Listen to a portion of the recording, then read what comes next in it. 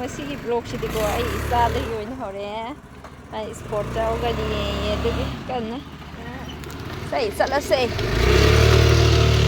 ꯃꯌꯥꯝ ꯃꯥꯏ ꯉꯁꯤ ꯏꯁꯄꯣꯔꯠ ꯍꯧꯋꯦꯕ ꯃꯣꯏꯒꯤ ꯁꯤꯗꯒꯤ ꯆꯦꯟꯒꯅꯣ ꯑꯗꯨꯒꯤ ꯏꯁꯄꯣꯔꯠ ꯇꯣꯁ ꯆꯠꯄ ꯌꯥꯎꯒꯅꯤꯌꯦ ꯑꯗꯨꯒꯤꯅꯤ ꯑꯗꯨꯗꯤ ꯃꯌꯥꯝ ꯆꯠꯂꯁꯦ ꯏꯁꯄꯣꯔꯠ ꯇꯧꯐꯝꯗ ꯑꯃꯨꯛ ꯃꯈꯥ ꯀꯃꯥꯏꯅ ꯇꯧꯕꯅꯣꯗꯣ ꯑꯗꯨꯝ ꯎꯠꯂꯛꯀꯦꯀꯣ ꯃꯌꯥꯝ ꯃꯤꯟꯅꯁꯤ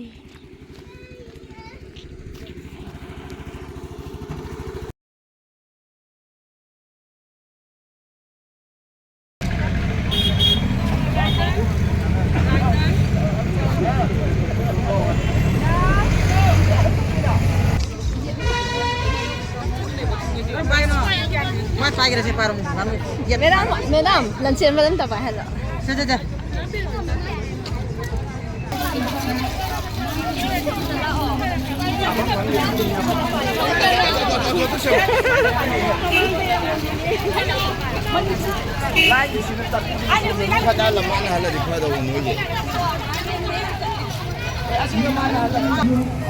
Makoyni tunggi lambida mai paknabagidamag puming thawatpiyu thanga hapiyu haidna ngolukna haidani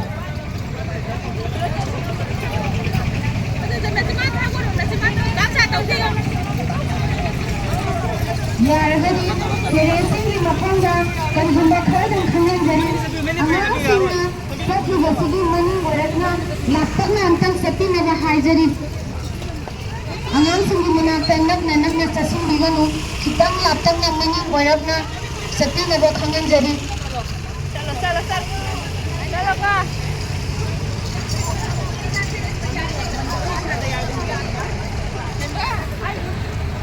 yaragadi parentsing maningamda kumbirakuna laptak na angang nawi talaguriba praja miyamna ngayhak lepiduna angangsing asibu puming thawatpiyu Nari kumbari mafamda akhuysu nuhudi thana khonabagi lamda imalida kidana yusat thurakani amadi thana khonabana imalida khinaidu masamo pahanlai haibagi pandamda new Delhi English School taksi salam makaidi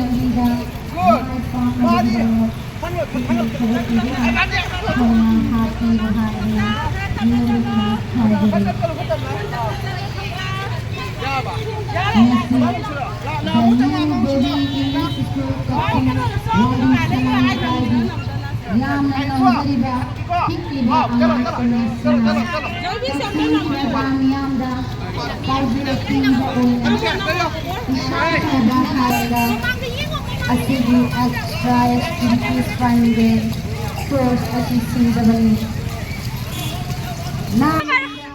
lansian apa cepat mana save bagian dah ya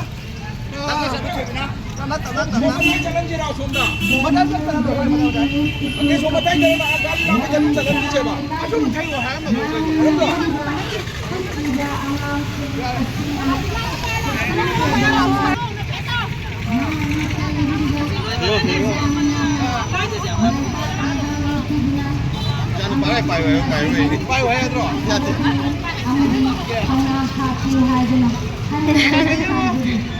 good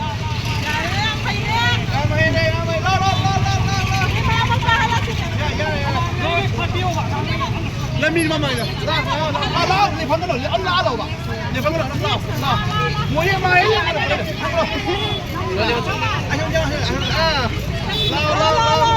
em thấy đấy lo thằng cái nó bay thằng cái nó đi nhẹ thằng cái nó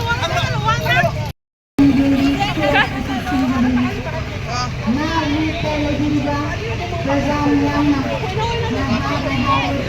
Good, mana gian tay. Ở đi xuống này, đi xuống nào. Hết tầm.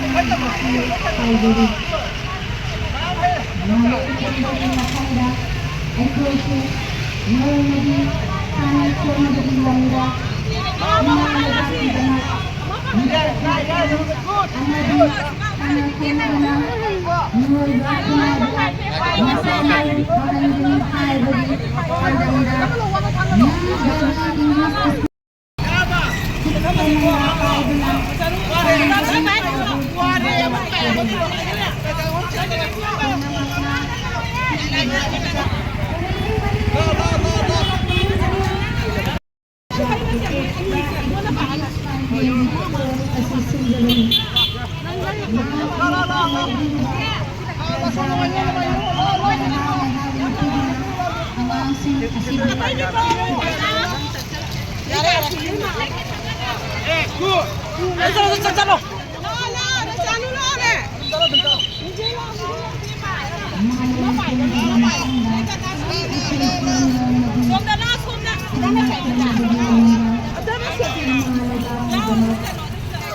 Chat purakani amadi sana Nuai bro, wa bro.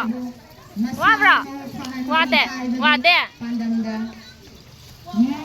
Wa ba ya de. Wari salam lekai pikliba isa singna extra activities fund di bana ngasi April gitang kumitan 2025 kung namagna pikliba angangsing asibu makoy tunggi lambida mai pak na bagidama pagning tawad piduna thawna hap piduna makoy bu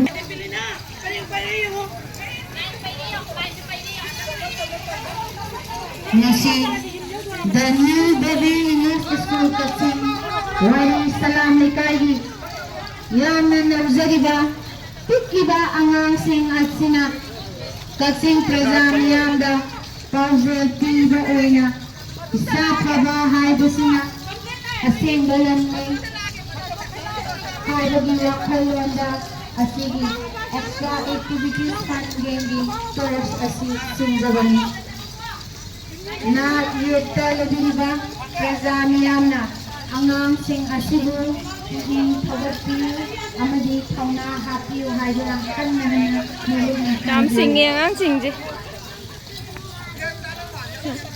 Yang ganta.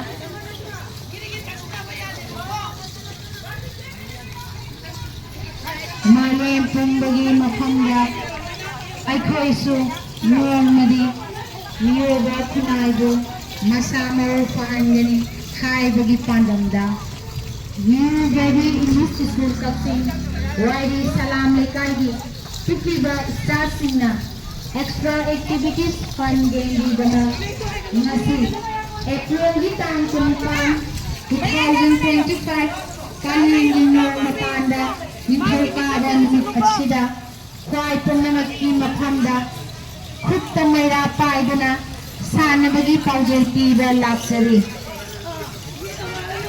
punamakna pikliba angang sing alsibo makoy di pandeng for assisting Wa ra bong am sa, la chen ba pai ro. Me da na. Wang thang lo, wang na. Se.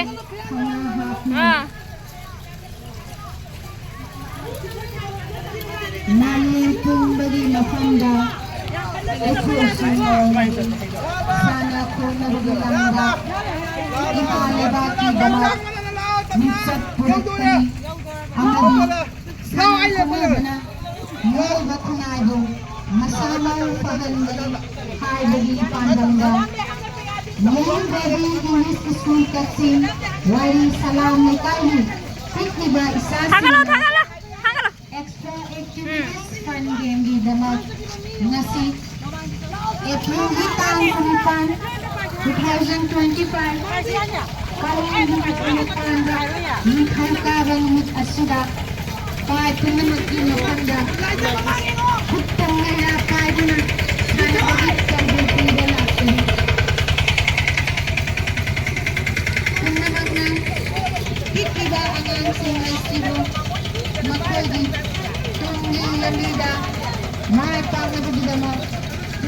ꯊꯥꯒꯠꯄꯤꯗꯨꯅ ꯊꯧꯅꯥ ꯍꯥꯞꯄꯤꯌꯨ ꯍꯥꯏꯗꯨꯅ ꯃꯔꯨꯞꯅ ꯍꯥꯏꯖꯔꯤ Tanggal. Mai kumme. Ngasi Dani Dewi English School Taksi Wali Salam Lekadi Chalo. Chalo. Ah, chalo. Chen ba dekho.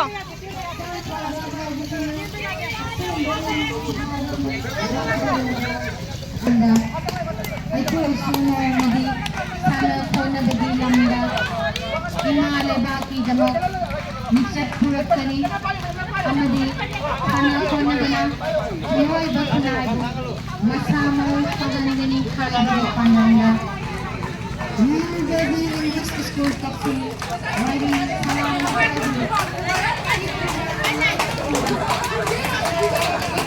Bukan lo experience ke?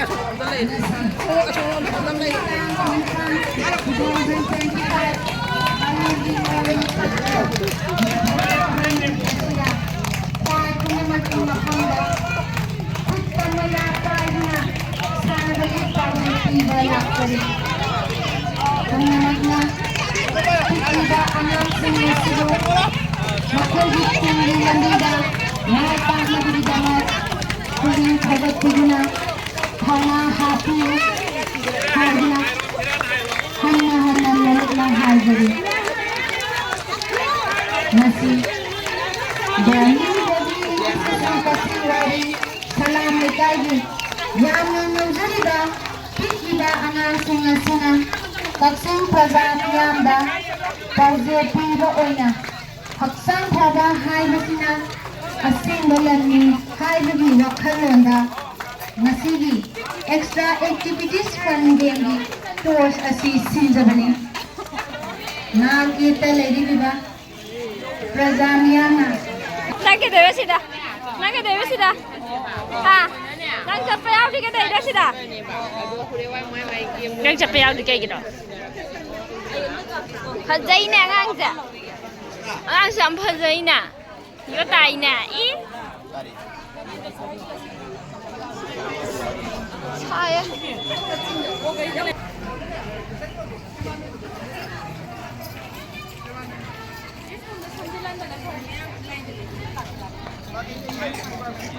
Information Vitam, the new Devi English School na Sanjaba, extra activities, fun game, Hanamintong Jaba Sports.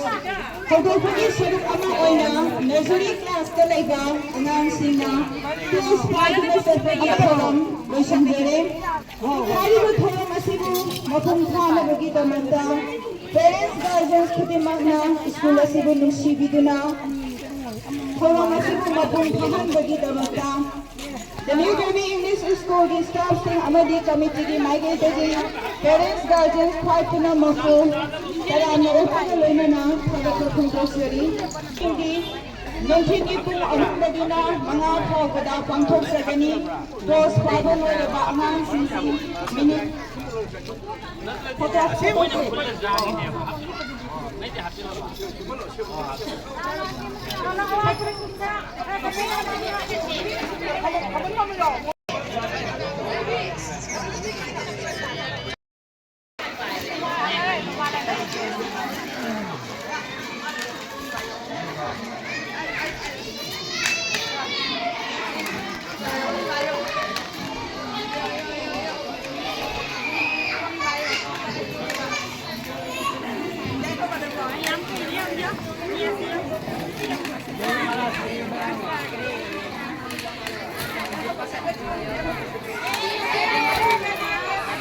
Bay là không ai đi bay xuống rồi, nó đi bay.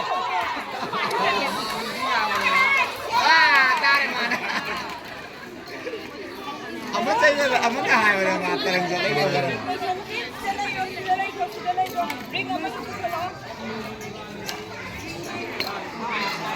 Ngồi rồi.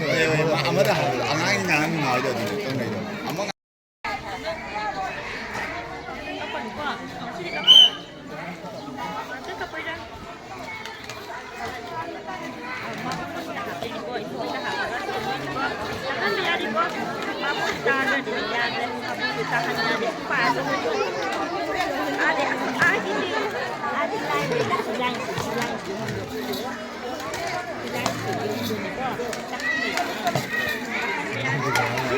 可以啊，可以，可以，能再验证一下。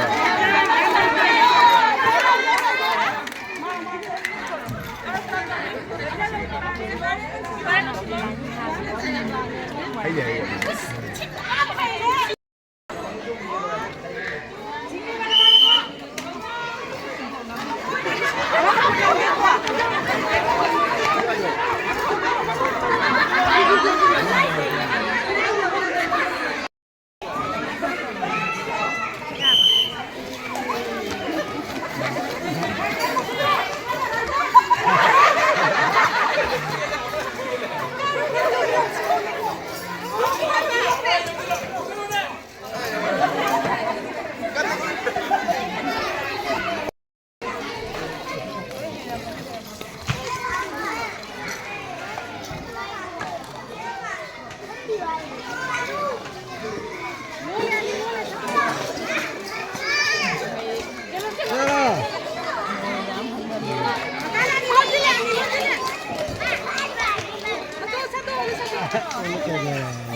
接了。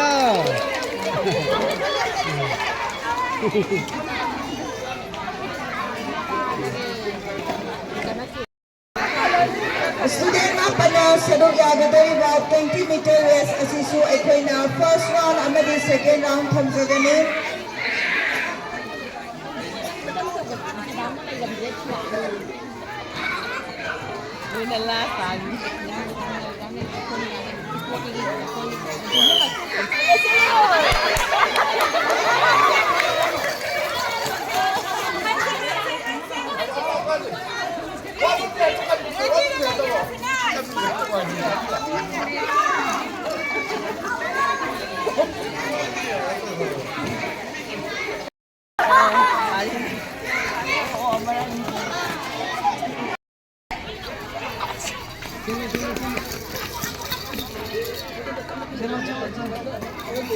Bueno, tuna.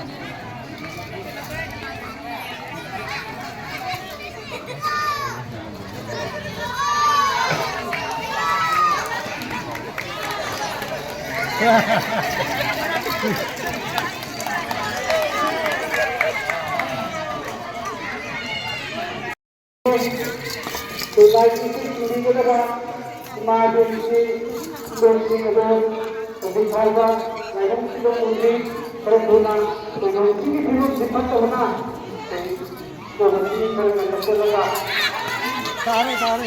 Kena tare. Kena semua di semua.